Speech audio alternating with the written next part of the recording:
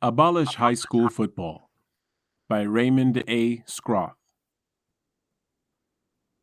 Are you sure playing high school football is good for your son? I had doubts long before I read the report in the New York Times, September 15, that of the 1.2 million teenagers who play high school football, an estimated 50% have suffered at least one concussion, 35% two or more. Since 1997, throughout 20 states, 50 boys have died. A concussion is a blow to the head that smashes the brain against the skull. Because their brain tissues are less developed, adolescents are most vulnerable. The victim feels weird, has splotchy vision, falls to the ground, vomits, goes into a coma, dies. If he survives, he suffers depression, he can't concentrate, drops out, and/or develops symptoms later in life.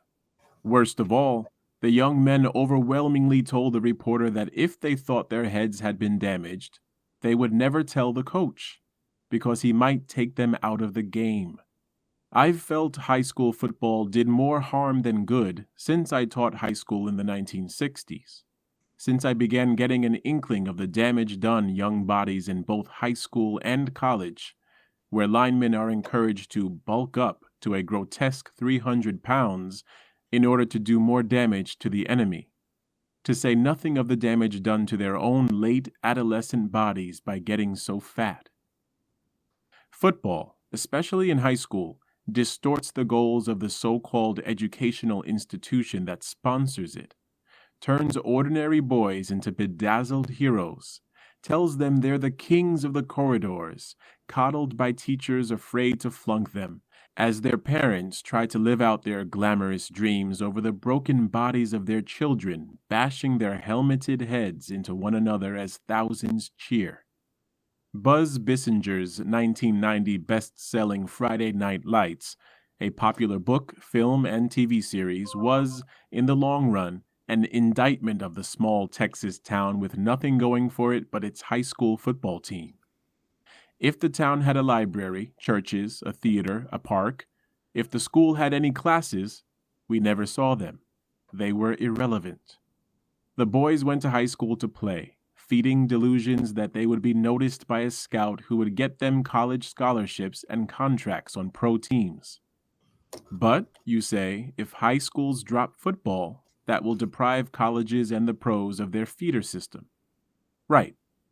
It will also deprive colleges of many who have come for only one reason, to play, while their paid tutors ease them through the motions of an education.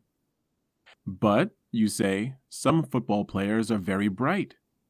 Absolutely right. I have taught 3 in recent years who were the best in the class, straight A's, a delight to have in the room. But they are exceptions to the rule, and few and far between. Without football, how can ambitious athletes thrive? They can play soccer, basketball, baseball, tennis, lacrosse, and squash. They can run, swim, row, sail, wrestle, and bike. They can also read, write for the paper, act, sing, dance, walk, and pray. And when they graduate, their brains will be enriched, not bruised. The Times article quotes Kelby Jasmine, a high school student in Springfield, Illinois, walking around today with 2 concussions, who says there is no chance he would tell the coach if he gets hit hard and symptoms return. It's not dangerous to play with a concussion, he says. You've got to sacrifice for the team. The only way I come out is on a stretcher. If the school officials and his parents read that and leave him on the field, something is very, very wrong.